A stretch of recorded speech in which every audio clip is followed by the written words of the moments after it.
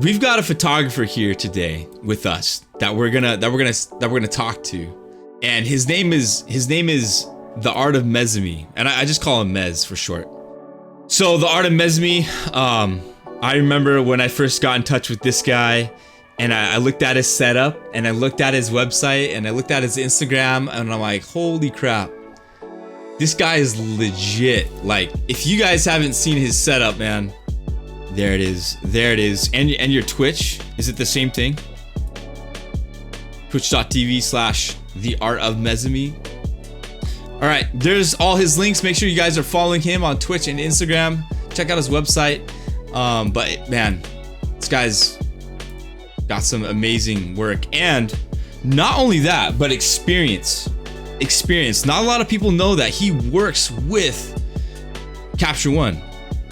He's an ambassador for different organizations. Phase 1 certified professional photographer. Like, dude, the experience. And so when I asked him to be on the stream today, you know, I wanted to show off his work and let you guys know, dude, he does amazing streams, and he interviews a lot of people in the industry, a lot of people that I can't even imagine or dream of getting on our show.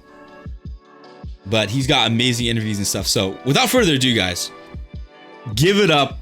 Let me get a drum roll real quick, but give it up, guys, for the Art of Mezame. I'm gonna put you on the big screen there. Awesome. There you are. Hello. Look at my hair, it's all messed up. I just woke up. But I took a shower already, so this is all good. How's it going, everyone? How's your hair? You dyed it not too long ago, right? Yeah, I dyed it a couple of weeks ago, but the roots are starting to come black, and it's almost going back to the old Asian ways already. The old Asian ways. The old Asian ways. So I need to somehow keep on maintaining it. Right now, the only problem is that it's no longer as silver as before. You can see that it's turning blonde, going back to its bleach colors, and the roots are starting to form again. You can see it's all black. This is why I prefer photoshopping and not real life hair dyeing. All right, so let me go to this next screen here. Yep. And I've got your website. So tell us how long you've been into photography, what got you in it, that kind of stuff. Wow. If I were to start with the long story, the long story version, then will probably take about half a day. But I'll just keep it short. So basically, when I was a kid, at the age of 10, my mom got me a Ricoh camera. I can't recall which model it was, but it lasted for 1 week because I broke it. So they didn't allow me to touch a camera for at least a couple of years. So the next time I touched the camera was when I was 21. So 11 years, no camera, no go. Wow. So back in 21, in Polytechnic, that's where my dad allowed me to use his Nikon FM2, which I still have it here. Let me just dig it up real quick. Woohoo! Yeah, this thing here is a relic. It's like an heirloom now. So good. Because, I've seen those on Craigslist here. Yeah. So my grandfather actually got it for him, and my dad used to be a wedding photographer. But don't tell him this. I think he's a crappy photographer. All right, don't tell him, Chad. Don't tell him. Yeah, don't tell him. But I picked up photojournalism in school. Tried out a little bit of darkroom magic, and it was really fun. And that really got me into photography. Magic. Yep. So that was where we developed our own film and negatives, and basically learned a little bit more about how to compose shots and things like that, but with a manual camera. So back then there was no photoshopping, no Lightroom. It was just purely shoot, hope for the best, watch the film, and just, if it fails, then you totally failed. You have to go out and shoot again. There's no such thing as undo and redo and things like that. It was before digitization comes along. So back then, I think it was 2001. So I think the Canon EOS 10D just got released, and it was so expensive. So the barrier to entry was very high. And I told myself that, someday I want to do photography, but it's not going to happen now. And then I served in the army. So when I was in the army, I was that was in 2004 to 2006, 2.5 years. I mean, every Singaporean male has to end up in the army one way or another, right? Saved up a little bit of money and decided to get myself a Canon EOS 400D with the blessing of my aunt. She actually paid for half of it. So the Canon EOS 400 was actually my first camera, and back then I was like thinking, wow, there's this thing called megapixels. What the heck is it? And I didn't know what to expect of it. But the fact that I can shoot and preview the images, that really changed my life. And my friend introduced me to Adobe Lightroom back then, and I fell in love with photography even more because of the way it was so much more accessible. Yeah. And then wait, so you didn't have any strong resistance to digital, right? Like you weren't one of those. You weren't one of those film photographers who's just like, no, darkroom, digital, nah. You were like, you just went right into digital and you had no problems. Well, Aaron, you see, the thing is, I'm one of those photographers who understands that at the end of the day, regardless whether it's digital or film, a tool is a tool. And if it's a means to get your job done, then go for it. It's the same with anything, really, because if I were to watch a TV, if I were to watch on a small screen, it's fine because I still get to see the things that I want to see. Like sometimes I watch Netflix on my iPad. It's fine. Some people will insist, oh, you need to get an 8K TV or 16K screen, but I don't believe in that because at the end of the day, yeah, I believe that at the end of the day, a screen is still a screen, a camera is still a camera, but it's how you use it that matters most. So, there's always this megapixel war and all that. And to me, it's at the end of the day, it's all immaterial. There's no point having a very expensive camera but not being able to shoot it or shoot great stuff with it or, make money of it or having joy from it if you're a hobbyist. So, for me to switch over to digital, easy. I was very happy to embrace it. Easy. All right. Easy. Yeah. So, what part in your career did you finally start saying, like, I'm a full-time photographer, I'm going to do this full-time? Yeah. Like, when was that moment where you switched from just, like, doing this as a hobby to, like, full-on career? Getting your full-time, yeah. Yeah, you're not going to believe this, but I was a primary school teacher for a bit. This was in from 2010 to 2016. During this period, I was just shooting for fun. But in 2015, that was when I was engaged. 2013. That was when I was engaged by one of my. You were engaged in 2015? No. I was engaged by one of my friends in school. Back then, we were training to become teachers, and she was like, "My fiance and I are planning to do a pre-wedding shoot. Could you do something for us? And we're willing to pay for it." Yeah. So, this is very different from all the freelance gigs I used to do because I used to do events, but never did it for the career. It was just to have a better understanding of how to do photography. So that shot, that shoot with my friend turned into something else altogether because they were huge fans of The Walking Dead. So they asked me to do a pre-wedding shoot with zombie themes, and you can see in the shot here. You can see that one over here, the fourth image. So they wanted us to have their bridesmen and groomsmen as zombies. Oh, okay. It's this one over here. Oh yeah, the other one, the fourth one. So they. So you did this for a wedding thing? Yeah, this was a pre-wedding shoot. So from then on, we decided to position ourselves as a boutique, bespoke pre-wedding photography group, where we do all these epic, crazy shoots and all that. And to be honest, if I were to go back a little bit more, it was because of my interaction with Benjamin Von Wong and Ray Robin, fantastic photographers from Canada. So Ben, I think some of you guys probably know him, Ben Von Wong. He is one of the most prolific photographers out there in the world. He introduced me to the world of fire photography. So literally using real fire to have fun and all that, and literally do all these crazy shoots, right? Okay. So real quick, these zombies are the bridesmaids. The bridesmaid, bridesmaids and groomsmen. Oh, did I say bridesmen? This is the bridesmen. Yeah, the bridesmen. This is freaking epic, chat. This is epic. This is why we're having him on here, dude. Because man, you didn't have this helicopter. This is Photoshop. No. That's a toy. So basically, this is one of my first ever composite work, where I took a photo of toys and putting them in a shot with real people. It was purely experimental. I did not expect it to go viral. It looks really good. Really good. Thank you. So 2 years later, another couple came by and they asked us to, do something similar. And I thought, oh yeah, okay, another zombie shoot. And they were like, no, we're fans of Star Wars. Could you do something for Star Wars? And I was like, holy crap, Star Wars? Star Wars, yeah. So Okay. you can see it's under client projects and I think under pre-weddings or something. I'm not sure if it's on the main page. It's been a while since I last updated my website. If Mikey Tendo is watching this, it's going to be very critical. Oh, here you go. Yeah, Star Wars. Yeah, that's the one. Yeah. So the main challenge was to actually put them in the world of Star Wars. This is insane, dude. This is insane. Yeah. This is so everything. Sick.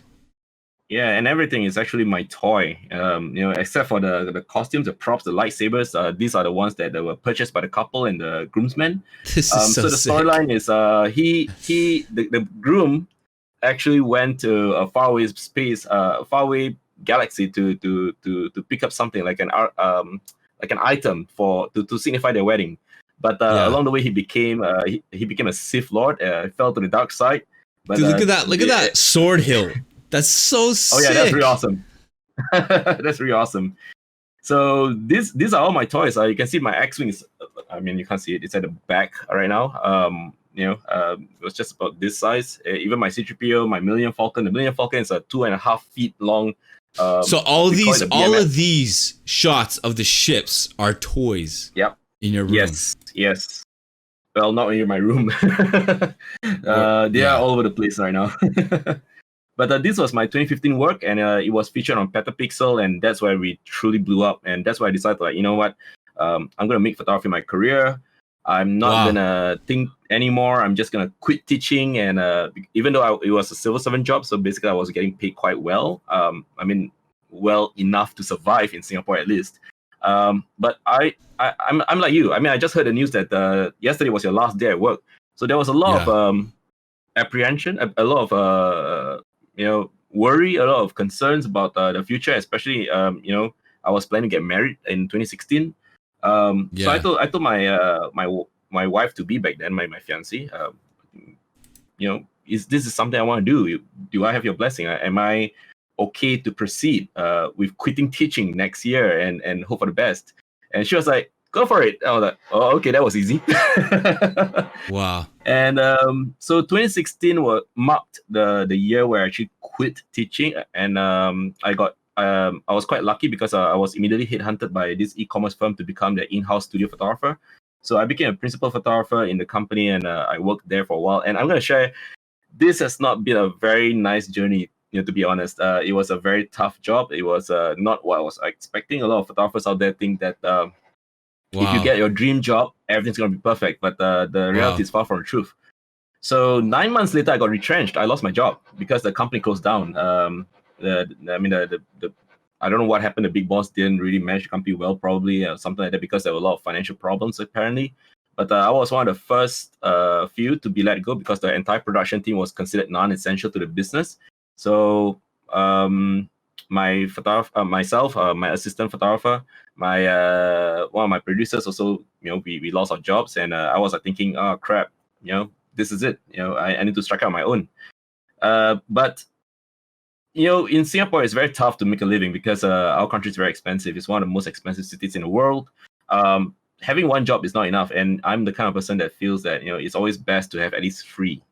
So, oh my gosh, so I decided to keep register the Art of Mezame. It's a legit business. Make it recognized as a company.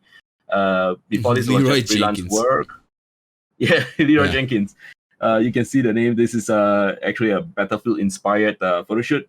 And that shot with the gun in front of us was really hilarious because I had to hug someone from behind and put a camera in front of him. And nice. It was so hilarious.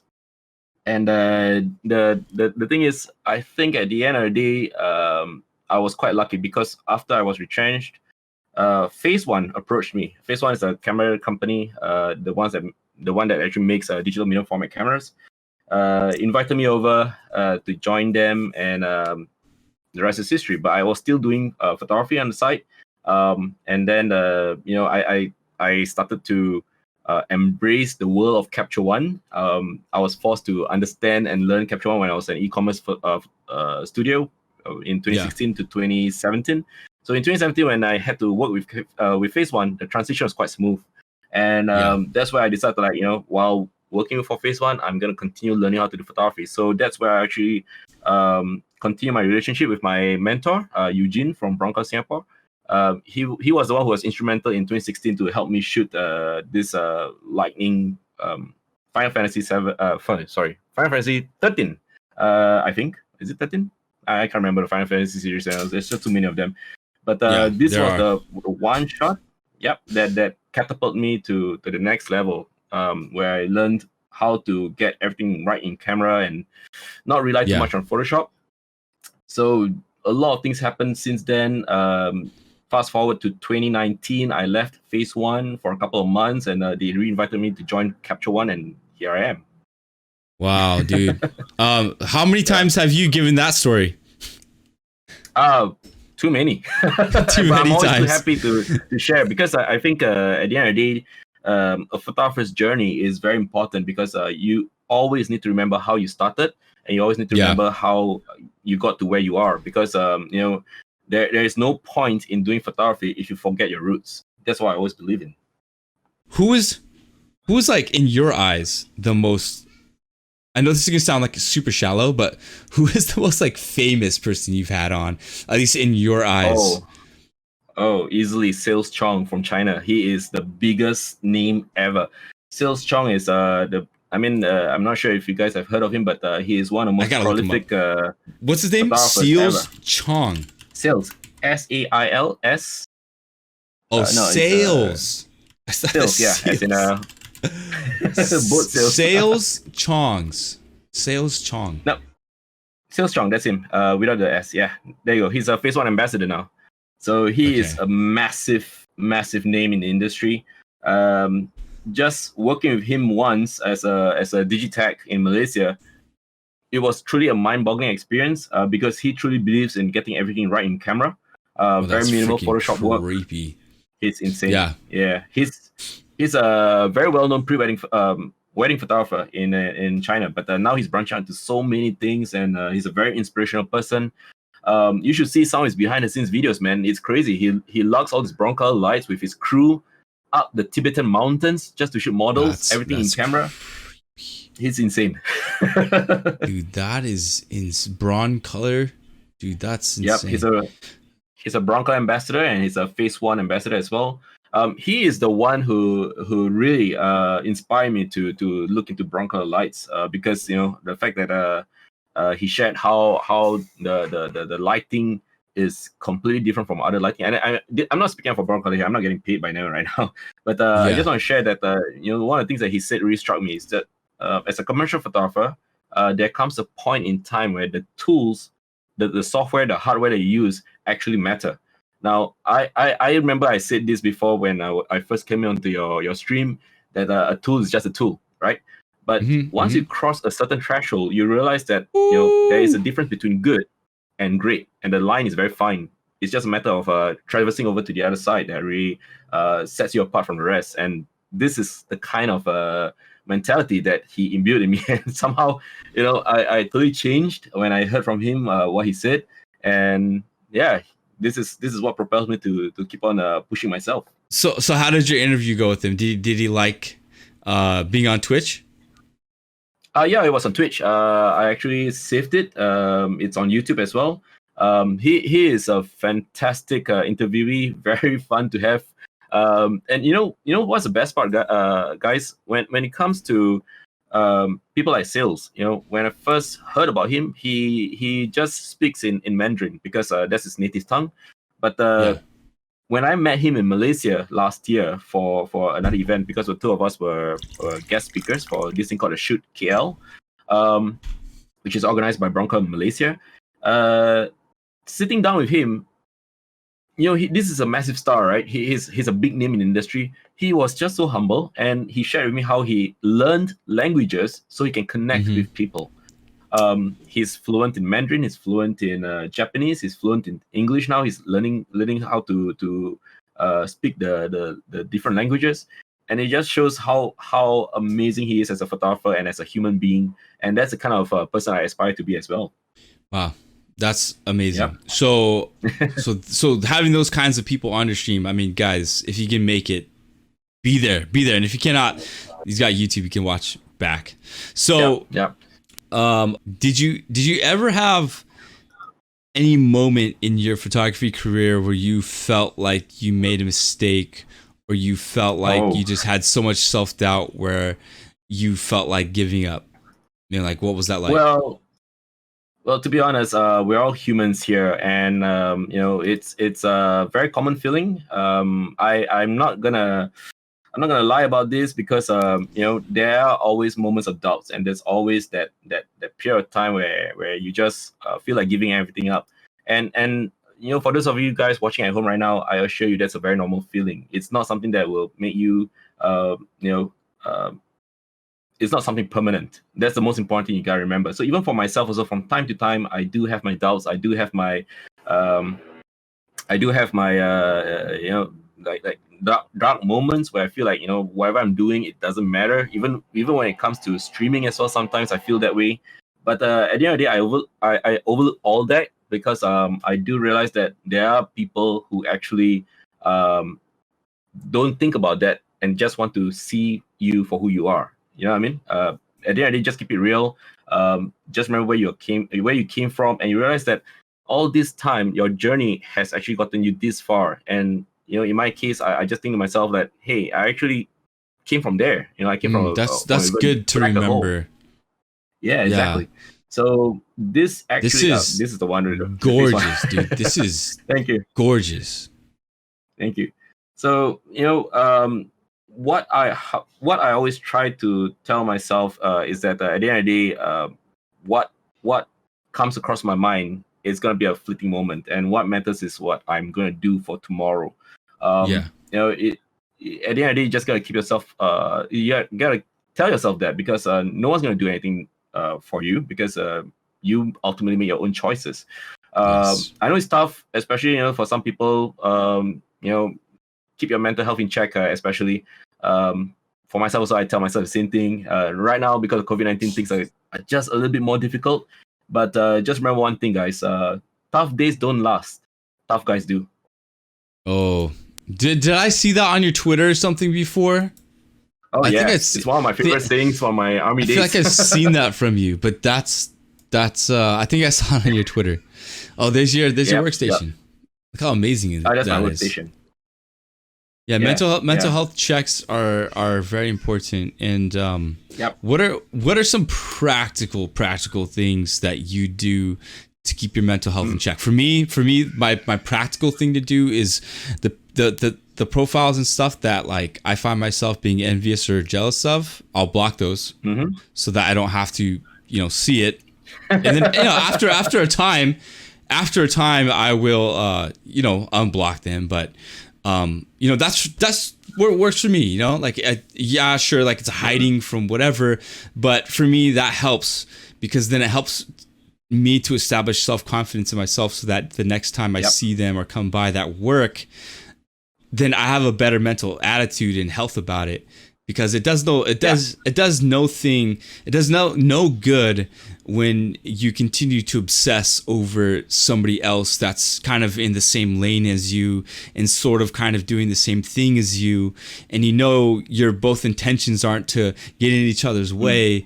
But if it's like causing you to have to feel envy or whatever, just time to just take a break for a bit, you know what I mean? And then come back later when you got a better mental health attitude about it, or when you're ready to reach across the aisle and befriend them, because I think they're maybe even going through the same thing and having those thoughts at the same time, So, hey, Mez, I appreciate the host there, but sorry, I was kind of long-winded, but that's like one of the things that helps me. But what about for you? You're right. You're absolutely right, because this is a very good practice, I think. It's not that you want to break away from relationships with people. It's just that you need to take a short break from them. This is what I call social media distancing. Yeah. At the end of the day, I completely understand where you're coming from. We need more of that. Yeah. Because at the end of the day, if you keep on comparing yourself to other people, you're not gonna go far. And one of the best ways, of course, at the end of the day, is to use that unfollow button, or there's this button called muting, or even to the worst case scenario, you use blocking. A lot of folks will always say things like, this is how you lose friends and all that. But I think at the end of the day, no one's really going to care. No one's really going to care. It's what you do for yourself that really matters the most, especially when you're at that point, and you know yourself Mez, best. And what do you think about what do you think about what Michelle said there in the chat? Comparison is the death of creativity. Yes, I agree. Competition, however, is the birth of creativity. So there is competition is the birth of creativity. Wow. Yeah. But that's a little different than comparison, a little bit. I mean, by default, when you compete with somebody, you're going to compare. But when you're too focused on comparing and not doing anything to compete, then that's when it gets unhealthy. When you're not, all you're doing is sitting on the bench and comparing yourself to the other fighter versus you getting into the arena and making stuff happen, then that's bad. Yep. And I think ultimately, because you spend too much time comparing, especially when you look at yourself and go like, oh, I can't do this because I don't have that camera. I can't do this because I don't have those lights.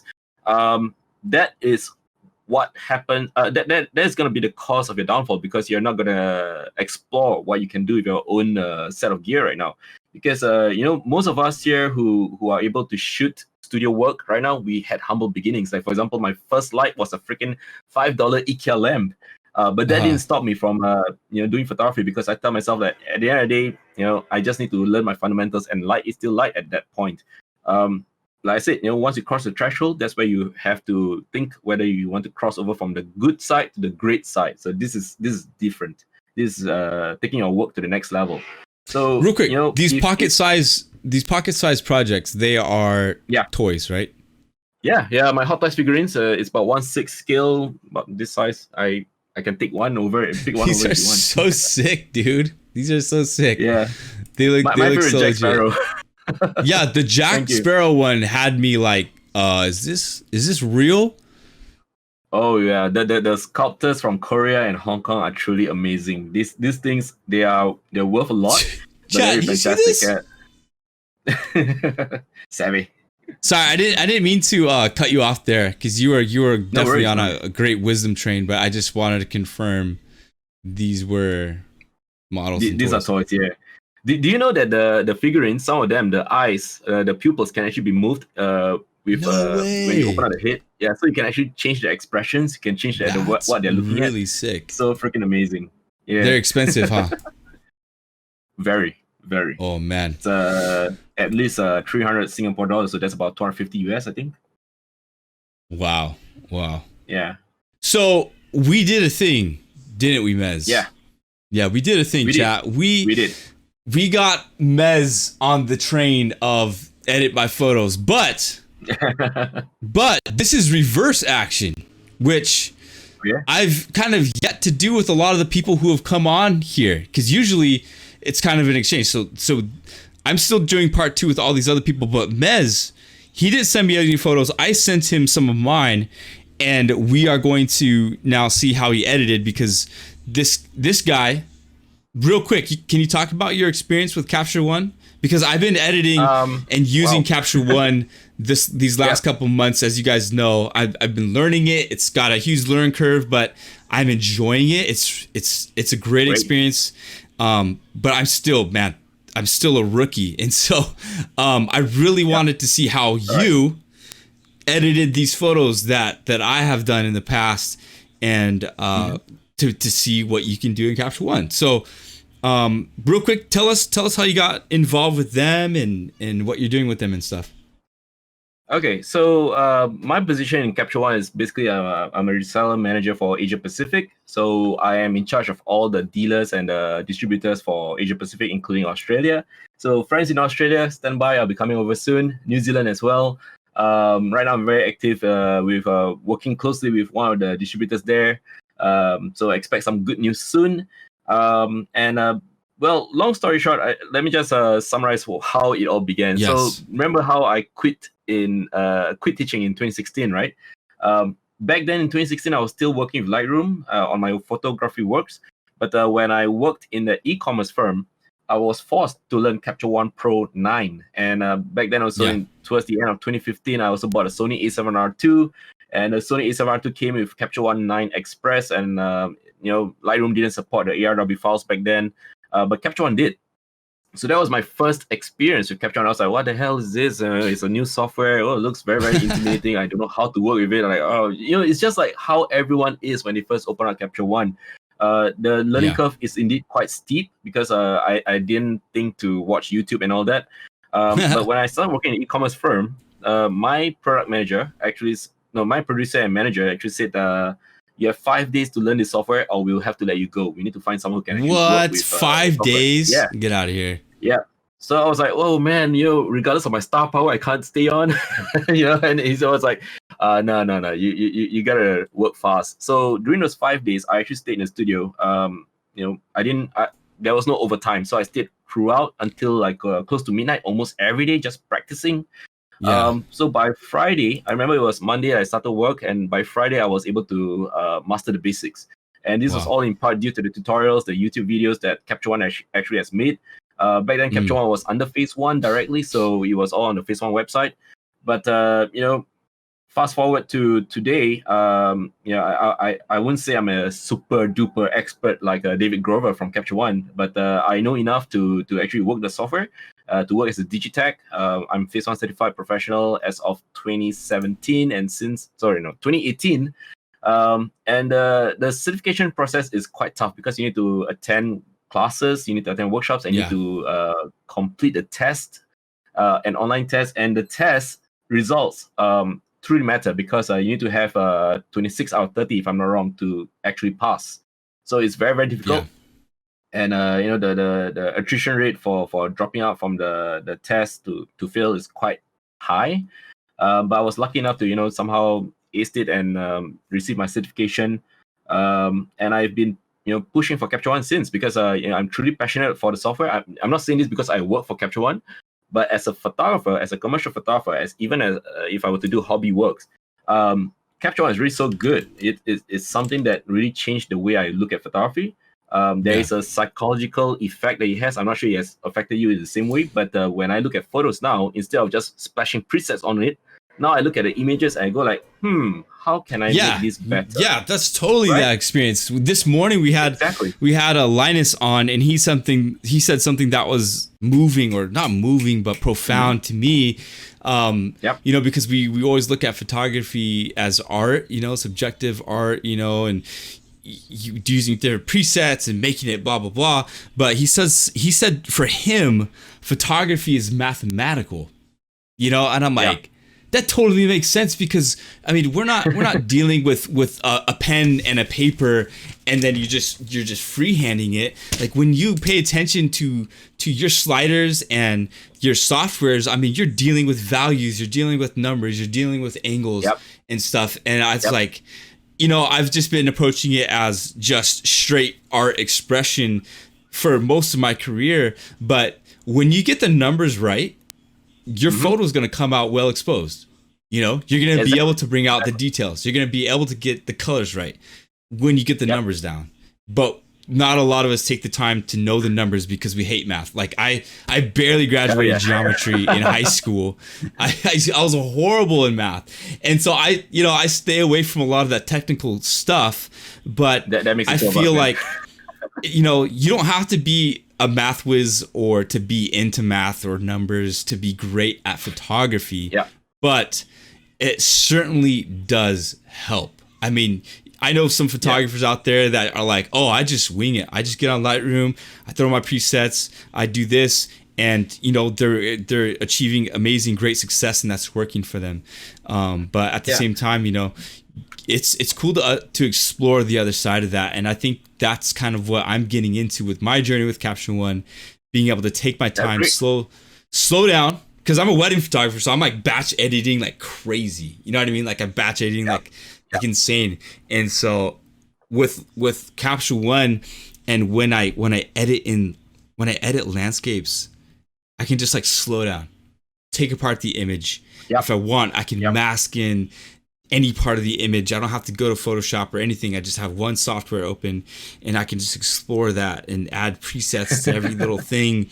And it's fun. It's a different experience. It's a different experience. And I think at the end of the day, when it comes to using software like Capture One and discovering what you can do to your old raw files, this is something I like to share during my own webinars and seminars and workshops. Take the time to look at your own raw files, especially the ones that you've processed using other software in the past, and rework it and see how the software can actually understand your raw files better. Because there are certain key details, like when you do highlight recovery and shadow recovery, there are certain things that you might have missed when you first worked with another software. And when you switch over to Capture One, you realize that, hey, this is there, but I didn't see it initially. And you're putting a little bit of life in your old camera as well. And this is what makes Capture One really special to me. We're gonna check out the photos that I sent him, and awesome. He edited, and then I've also got my edits that I did. Some of the photos were done a while ago, so they're kind of older edits, which I was looking at them and I was like, ooh, maybe I would re-edit, but I still stand by them. But I didn't look fully at your images. I just kind of slid them into PowerPoint because I want the shock and awe right now, on this stream. So yeah. I'm stoked. All right, guys, you guys ready? We're gonna bring these up here. Here we go. So this is my edit. This was shot over Kahului Harbor a couple years ago, and this is my edit. Just real simple. Try to keep the colors the same. Brought up the shadows. Enhanced the blues a little bit on the sky and the ocean. Just a real simple, clean edit. Nothing crazy. All right. So now let me bring yours in, and we'll have ours side by side next. Tell me what the process was when you did yours. What was your goal? So basically, your shot was quite underexposed. I think you shot from a plane, so there was a bit of tinted glass. So I tried to bring back some of the colors and bring back a little bit of the contrast. And I know because I was looking at some photos of Hawaii, and I noticed that the colors in the sky is a lot more blue than in Singapore. So I tried to match that as well. And because you can tell it's a very sunny day, but there are some clouds in the sky. It's not rain clouds, but it's just clouds in the sky. So the lighting should actually match the sky more than what you see on the clouds. So I brought back all those exposure. What I did was I killed off the blacks and the shadows, lifted them up, and introduced a little bit of whites and highlights. And you can see that the city, it's the land part, the land mass is a lot more exposed now, so to speak. Yeah. But I also reduced a little bit of the highlights in the sky, so I can get back some of the clarity from the clouds. You can see the shape and the details in the clouds. At the same time, because of the light, hitting the ocean, and I know that Hawaii ocean is a lot brighter, so I brought back some of those reflection, if you may, if I may, from the sea. Yeah. So that's how I worked it out. Well, the ground is certainly a lot warmer as well, and I can attest that. Kalui's pretty brown. So I feel like you nailed it on that, and thank you. And bringing up the warmth with that, the greens, all that good stuff. It looks really cool, and the punchy and stuff. And that's one thing too with like helicopters and airplanes, man. When you're shooting out of those windows, definitely takes all the detail out of there. Yeah. So one of the most important things is that if you were to shoot through tinted glass, you need to think about how you can actually compensate for the white balance, and this is what I tried to do as well. But I use some reference images from some stock images from Hawaii just to get an idea of how the sun reflects onto the surfaces. Yeah, so that? I'm trying to get Google. I tried to get back some of the colors and details, so I tried to match that as much as I can. I think that's cool. Like, I honestly have never Googled images of a location to like get reference of how that location looks on a normal day. Yeah. Because in Singapore it's always cloudy, it's always rainy. So if I were to edit images from another country, I best try to match the colors that are associated with the country. Like for example, right now, if you look at original shot of Hawaii, that looks like Singapore. That's how Singapore is like most of the time. So having the colors to match those that were shot before in that particular country or city adds a little bit of realism back to the images I'm editing as well. Oh, I'm gonna drink some water as well. Yeah. I've been working on this big old jug all day. Oh, nice. So now I just went right back, and I can really see that huge difference. Actually, I got them side by side. No, I don't have them side by side. Okay, not this one at least. Okay. Oh, you know what? I forgot to do that for all of them. Oh well. Okay, so okay. So now that I go back, I can see like mine is just like a clean edit, and I feel like I could have pumped up, so especially in the foreground, you know, those colors and the browns and stuff like that. Thank you, Miss Bravo. I got it. Yeah, the blues, great, and the greens. I hope I do justice like to the Hawaiian skyline. Nice, dude. Yeah, because if I were to think of Hawaii, I always think of sunny skies, very warm days, happier days, and I just try to bring all that colors back in. All right, let's go on to the next shot. All right, so this is my edit. Here's the original. I cropped it up. I did this in Capture One. The other shot was done in Lightroom, but I did this one in Capture One. This one I had a lot of fun with because it was kind of my goal not to touch the presets. And so I went in there, I separated the couple from the background, of course. And then some other things that I did was I did my best to take all the blue out of the shirt, because that's like one thing, my big pet peeve like with white shirts is they reflect the environment so well. And when you're editing, you gotta watch out, man, for those blue shirts with like the tiny tint. So in this mask, I took the blues out. But with this, the background, I tweaked the colors a lot. So I really brought back the saturation on the greens, adjusted the hue on it, and then created like this kind of moment, I feel, rather than just being at a beautiful garden. The moment is more centered on them. So I masked them differently, and I tried to work on the skin tone a bit, which I feel like it did kind of okay on. Full disclaimer, because I recall that I had a very long week, so I didn't have much time to look through the images and edit them. So I just finished editing them like a couple of hours ago, I think, before I came on the stream. Yeah. All right. Here we go. And the main thing that we're comparing against the raw, not so much against our different styles. But this is gorgeous. Like when I was looking through the previews and stuff, and I saw yours, and I was like, "Oh my god, this came out so good!" And I didn't open it full screen. I was waiting, but the crop is great. I love that you can see her eyes so well. The ring, Mez maintained skin tones a bit better. Yeah, I mean this shot is gorgeous. Actually, Aaron, I gave you a gift. So what I did was I packed the raw file as an EIP file, so you can actually open out the Capture One EIP file and unpack it, so you can actually see all my edits as well. Ah, okay. Yeah. We're definitely gonna look at that. Yeah. So basically, I did not touch Photoshop at all. Her skin, everything that I retouched was done in-house in Capture One using the healing tools and the cloning tools. Brought back a little bit of details in the hair. Maintain the skin tone, because I think as portrait photographers, the most important thing is that we always try to maintain the color of the skin, especially when we are working with a different tonality. We do not want to make the client feel that just because they are of a certain skin color, they couldn't have that kind of skin color maintained in the post-processing aspect.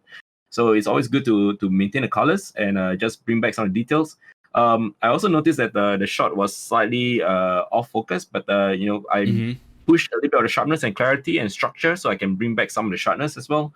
And the creases on the shirt was all healed out using Capture One as well. Yeah. So I hope I did justice to the photos for the couple. If the couple's watching, I'm so sorry if it's not up to your expectations. But this is the best I can come up with in about I think 30 minutes of editing. No ways, dude. I'm just looking at the shirt right now, and I'm like, whoa! I didn't even notice you took this out. Oh, you took that out. Like, Yeah, I tried what I can.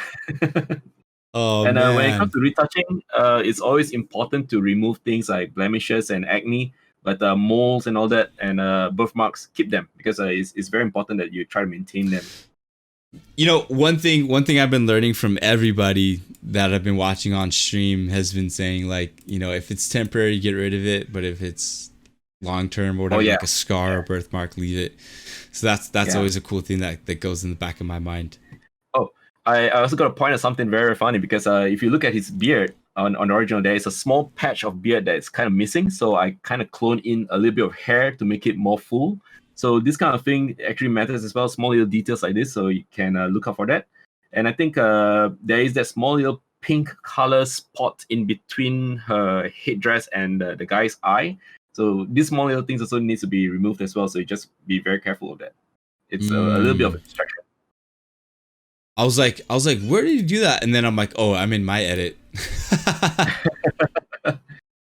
I can share something very cool, which is So the shared pink is by gone. my mentor on how to bring a little bit of a focus on your images. One thing I like to do is, if I were to separate a subject from the background, is to actually squint my eyes to the point where I can only see the outline of the subject. If it's brighter than the background, that is good. Yeah, just squint your eyes. If it's all flat, then you're not bringing the focus to the couple. You know what I mean?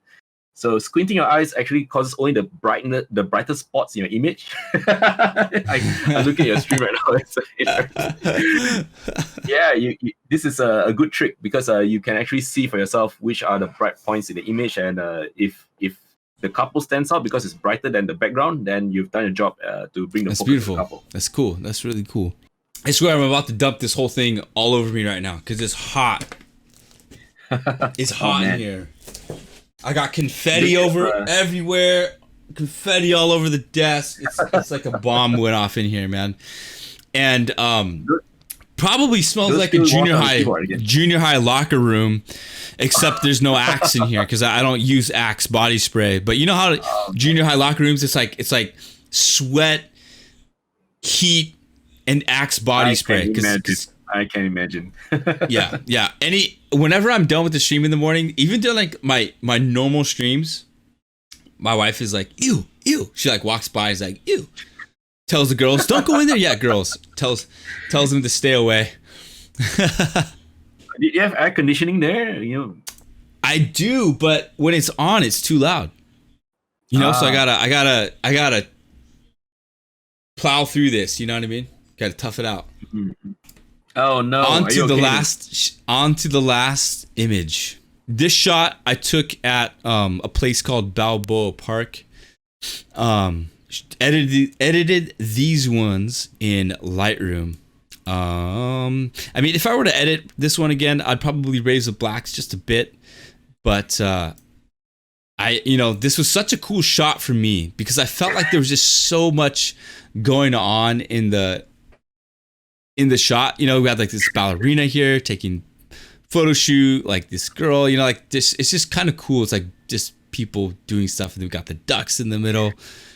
But where I was taking this shot, there was a line behind me because there's like portrait photographers and stuff there ready to take stuff.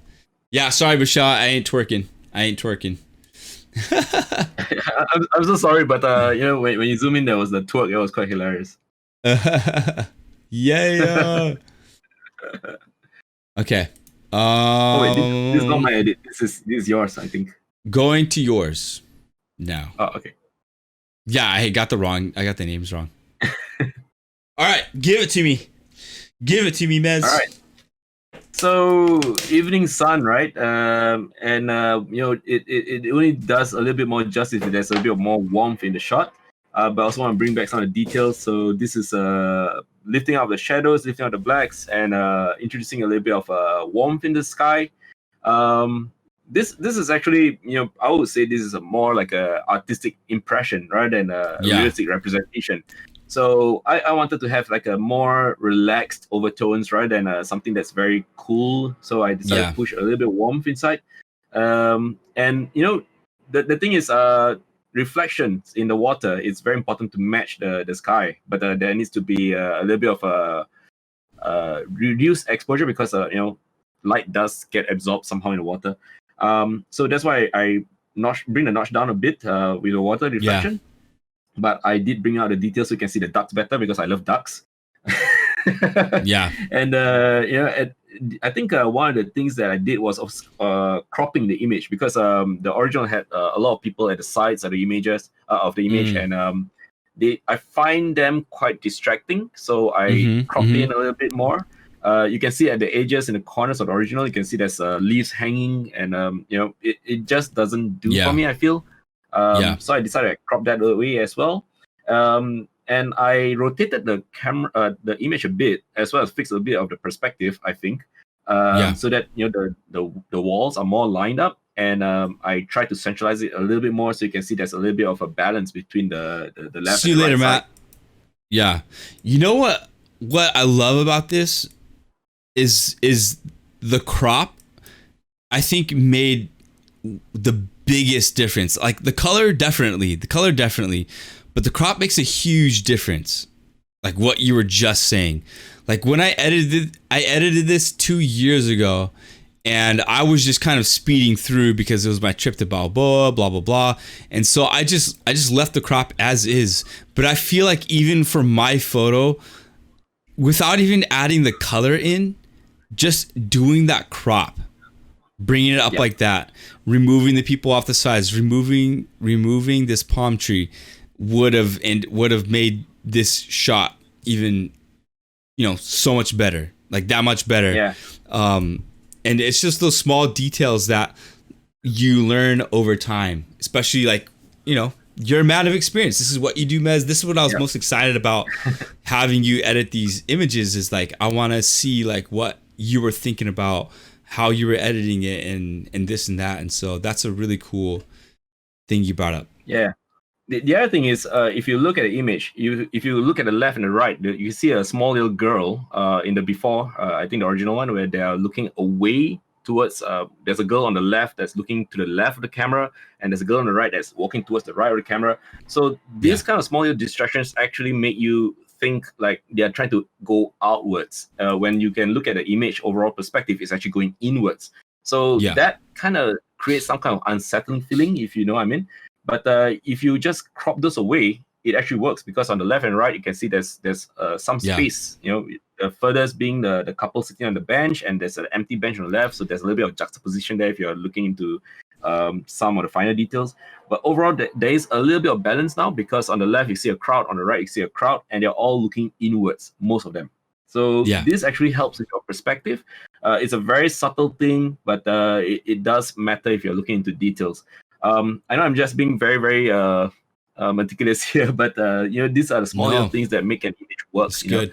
So this is what some of the things that I learned over time as a commercial photographer, where small little details like this, if it creates an unsettling feeling in you, it might create an unsettling feeling in your audience. Whether or not your client notices it or not, it doesn't matter, but the man in the street might. So you need to think about that as well. You know what would have been funny is if you had cloned the ducks and like added 50 more ducks in here. Bro, I was so tempted too. I'll put Donald Duck in there even. We need more ducks, Steve. Come on. Get the ducks. Bring him into the shot. Oh man. In Asia, we have this saying, more birds, more luck, thanks to some credit card advertisement. It's quite hilarious because some cultures here believe that having more doves or birds being released into the sky, it brings more fortune for you, or better fortune for you, or more luck. So maybe more ducks will bring more luck. And it rhymes. So I don't know. I'm just Yes, it tripping here at 10 does. a.m. in the morning. Yes, it does. Looks like we're gonna have to get a duck emote in here. Yeah. We're gonna have to get a duck emote made. But I really do love the tones that you added. So you didn't add like a sky replacement or anything. You brightened up the warmth a lot and the brightness of it, or what? Yeah. I just brought back a little bit of the brightness. I changed a bit of lighting. I killed off a bit of vignetting. Metalfoot, what's up, man? The main idea here is really to just use Capture One. I didn't want to use any other software because I just want to show you how you can actually work with one software to achieve great results. Even for the image previously, or the portrait of the couple, everything that you see on the skin is all retouched using Capture One. There's no apps. There's no Photoshop at all. Yeah. Yeah. So it's all possible to do it on your raw file still. And guys, those of you guys watching the stream right now, you gotta agree with me on this, man. TLD Academy is by far the most positive thing that has ever happened on Twitch in the realm of photography. Get out of here, bro. I have to say this. Get out of here. Nah, I'm not kidding you. You bring people together, man. You bring people together. I mean, Shu does that too. But your antics, your fun, your vibes, the way you conduct yourself on your streams, it just brings a whole new dimension to the world of photography, to be honest. Mez, I really appreciate the feedback. That means a lot. I'm just being real here. Just being real. Even with like photography on Twitch, it's still like such a new kind of thing, you know? I mean, even though it might seem like there's a lot of us, but there really isn't compared to gamers. You know, and the thing about Twitch is like you don't know how consistent someone's gonna be, or you don't know if like they're gonna stream for a week and then they're gonna just drop out. You know, and I totally agree.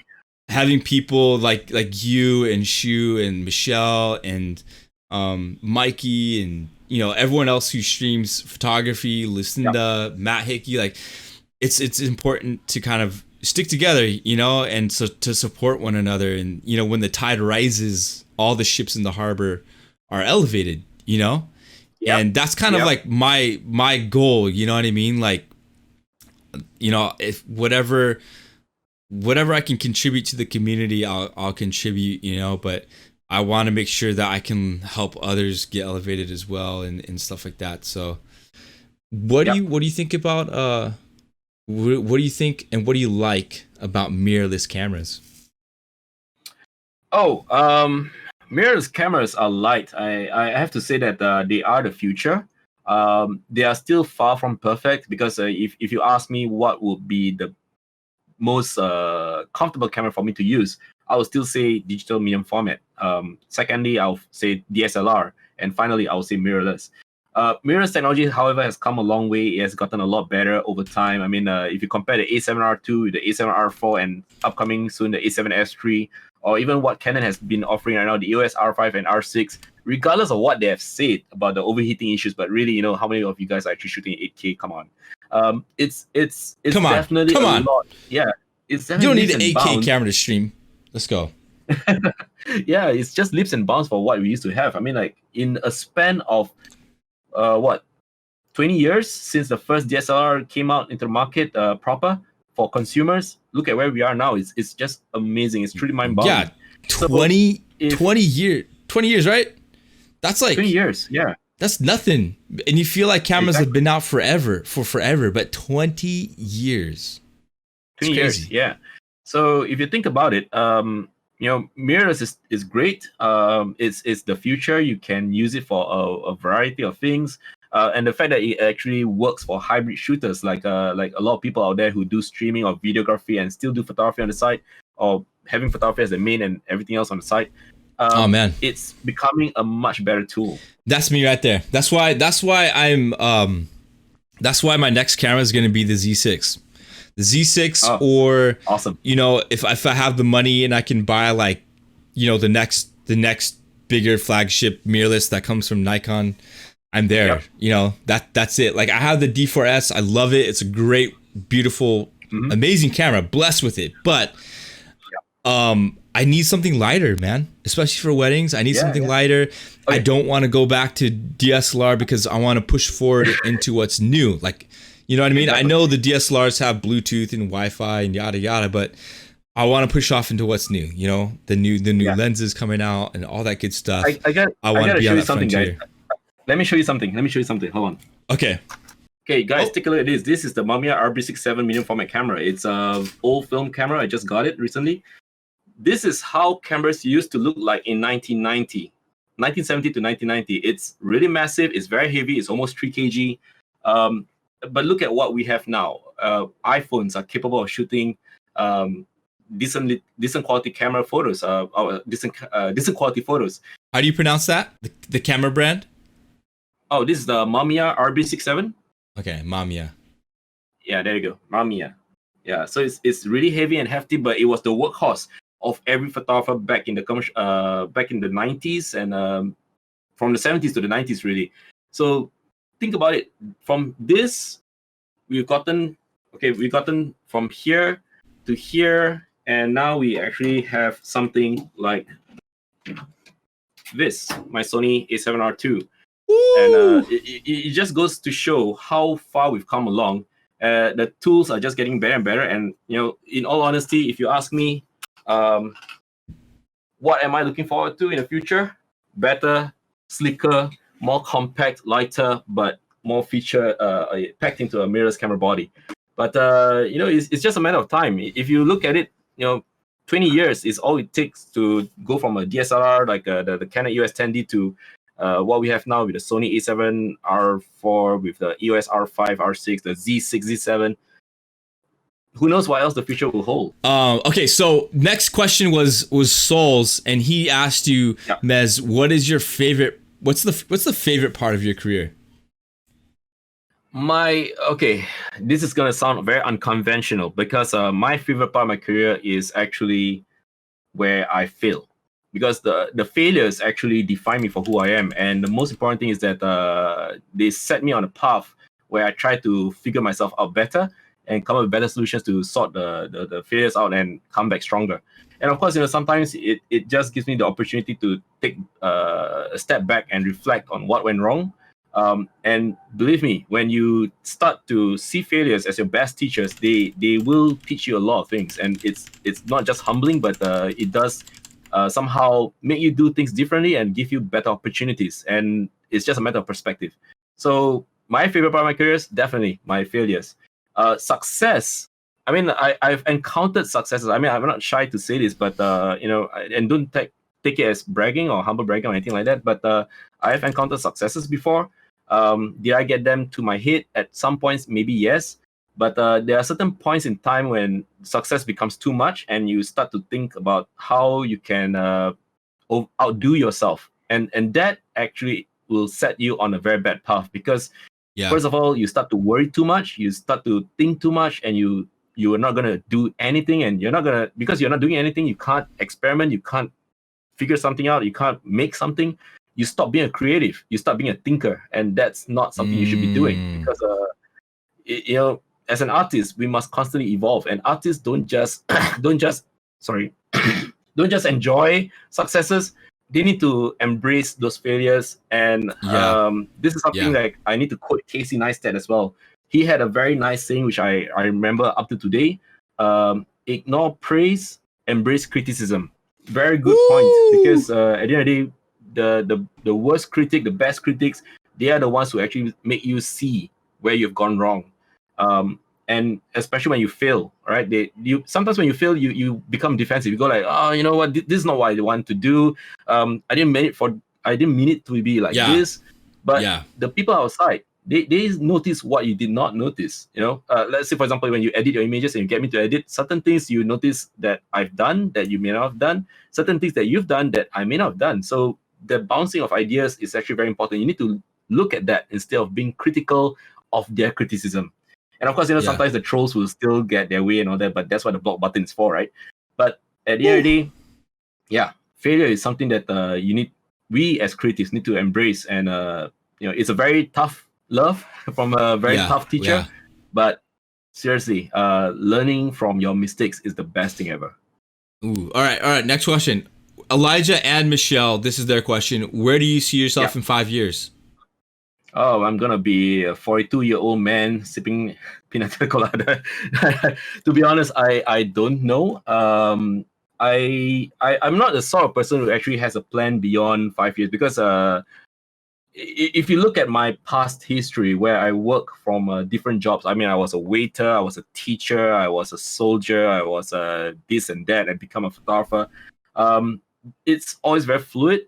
Even the genre of photography that I'm doing is different. It changes, it evolves. So if you're asking me in 5 years, what am I going to be? I'll probably still hold on to three jobs. I'll still do photography, but what exactly will I be doing? I'm not so sure. It's a very tough thing to share right now because it's not that I don't have an ambition, but I'm the kind of person who strategizes on daily basis. Like I'll look at the news, I look at this and that because in the business of Capture One, Yeah. especially, I have to look at different countries. I need to look at how Yeah. the dealers are working and all that. So everything's very fluid, and I've learned that sometimes having expectations that go beyond the horizon, like for example, 5 years down the road, what am I going to do and all that. It may be a little bit tough if on you if it doesn't work out the way you want it because sometimes you have only one linear plan, but Yeah. you don't really have multiple directions that you can work on. If something happens and that idea, the original idea, doesn't work out, that could be very tough. So if I were to simplify things and say that if I were to have a concrete plan, I can't say I have one. But if you are asking me like in 5 years, what do you think you could be, possibly? Then yes, I can answer that. Like I said, I can be a photographer. Maybe I'll pick up sketching again and drawing because I love drawing and stuff. Yeah. But definitely, I will look into creating more stuff. Whether or not it's a video or creating artwork or prints or something like that, who knows, right? Yeah. I'm just keeping Nice. keeping my options open. Yeah. Okay, next question. My dad asked you, what do you think hi, Dad. about black and white photography? Oh wow, black and white photography. Colored photography actually is, it's something that captures the representation of what you see. But black and white photography actually brings a little bit more depth and story. So, and it really depends on what you're trying to achieve. Like for example, if you're looking at landscape, right? Sometimes black and white will work. But if you're looking at something a little bit more touristy, a little bit more commercial, maybe colors will work. But black and white always has its place in storytelling. I always feel that black and white is always best for storytelling because, like, let's say, for example, how you look at portraits of people. There's that commanding presence that's captured if there's black and white. Yeah. If it's in black and white, like for example, let me think. If you take a portrait of an old person, for example, you compare that between colors and black and white. The ones that it's in color, it looks a little bit joyful, maybe because of the colors. It brings a little bit of realism, perhaps. But black and white will actually expose more of the lines, and that actually tells you the stories of how much he has aged and how much he has seen over the years. So if you look at black and white, it also takes away the distractions. Right, that's the most important thing, and it really brings you into a unknown territories where it comes to storytelling and the interpretation that you have, where you are no longer distracted by colors. It becomes like a direct connection between you and the soul of the photo. Yeah, this is another thing I believe in. Photography works. All photos have a soul in them. It's not the same as human soul or something like that, or any of those religious thing. But the soul of a photograph actually will speak to you more if it's in black and white because that's in its most rawest form. I feel, without a distraction. I definitely feel like I need to step up my game in black and white. I've hardly ever shot, edited in black and white. I would love to shoot black and white film. I've even wanted to challenge myself to like set my camera to black and white so that like every shot that comes through, is black and white. But I love what you said about like the storytelling, and that's the part that appeals to me the most. Is that's what I want to do. Oh yeah. Okay, so another quick question: is there any equipment you don't have that you desire? We're not talking if you had $1 billion, what would you buy? I'm talking like, what's your next practical equipment buy? And then what's that one piece of equipment that is expensive that you like could see buying for yourself and purchasing? A plane ticket. Well, to be honest, after working with Phase One, I've truly understood what it means to have the best camera in the world. So, Phase One camera, I'm actually saving up for one. I'm looking forward to getting one of my own, the XF IQ 450 megapixel. How much is a phase camera? Brilliant. Phase camera, it depends on the digital back, really. So if you're looking at 150 megapixel, I think it's about 70K US. But for the 100 megapixel, 7K or 70K? 70K, if I'm not wrong. Oh wait, could be about 60 plus now. I don't know. I can't remember the price list. It's been so long. But the 100 megapixel IQ3, when it first came out a couple of years ago, that was 150K USD. That was 50. Aaron just got floored. I'm not kidding you, man. That's how expensive the Phase One cameras are. The lens, wow. Can you believe it? The Schneider lens costs as much as an A7R4. Wow, that is so that's next level. Yeah. What you said earlier is like when you get to that level, those kinds of purchases make sense. Yep. Okay. Doesn't make sense for me whatsoever. Yeah, it's okay. But I just want to share this with you guys. For those of you who are watching right now, the things that you buy needs to make sense. Like what Aaron said just now. It's not about the tools at the end of the day. It's just about how you level up along with the tools with your skills. Because if I don't have the skills to operate a certain camera, then there's no point getting it. Which is why if you read, it is a little plugin on my blog. I have this thing called the 3 months gear purchase guide.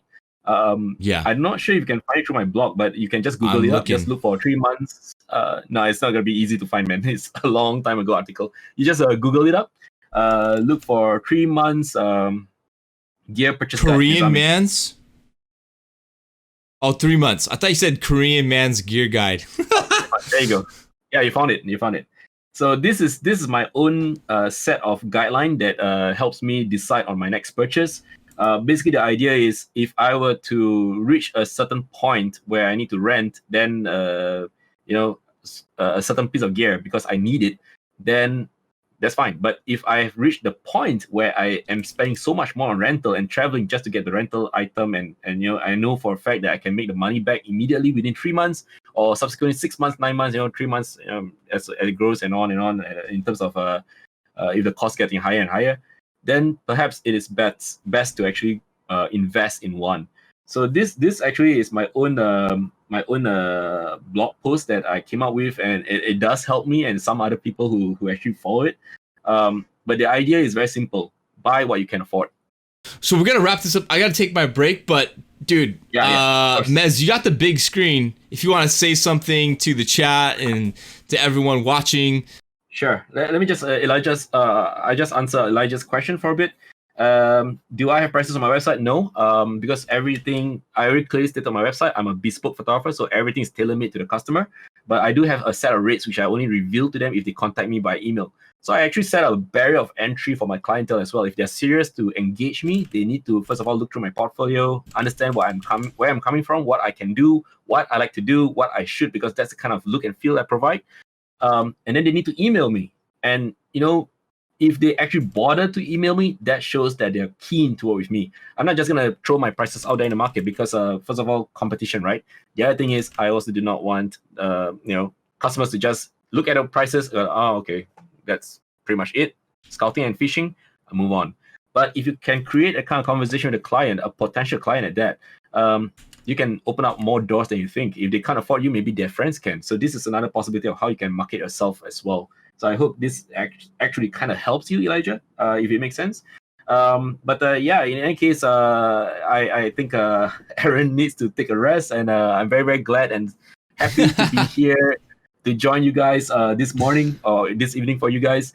Like I said, Aaron, you're doing a fantastic job. Thank you so much for having me on the show. I just want to do a little bit of a shout out, if I may. I've actually started streaming gaming as well on my gaming channel. So if you guys want to, you can follow me on my Mezame Plays Games channel as well. Because in between working as a photographer and a streamer for photography, I also play games like World of Warcraft. If you want to follow me, go ahead. That'll be quite fun as well. We can just talk about beyond photography. There you go, chat. Make sure you follow him on Twitch, on Instagram, especially all you Aussies. You know, he's out there in Singapore. He goes on and he's got like the most incredible guests on there. And so you definitely don't want to miss on that. But Mez, thank you so much, bro, for being on with us. Thank you for editing those photos and taking that time to do that. I really learned a lot, and you know, it was really helpful. And I know that we're gonna have you back soon. Yeah. Yeah, sure. My pleasure. The pleasure is all mine. Thank you so much for having me. Thank you. All right, man. Have a good day. Have a good day.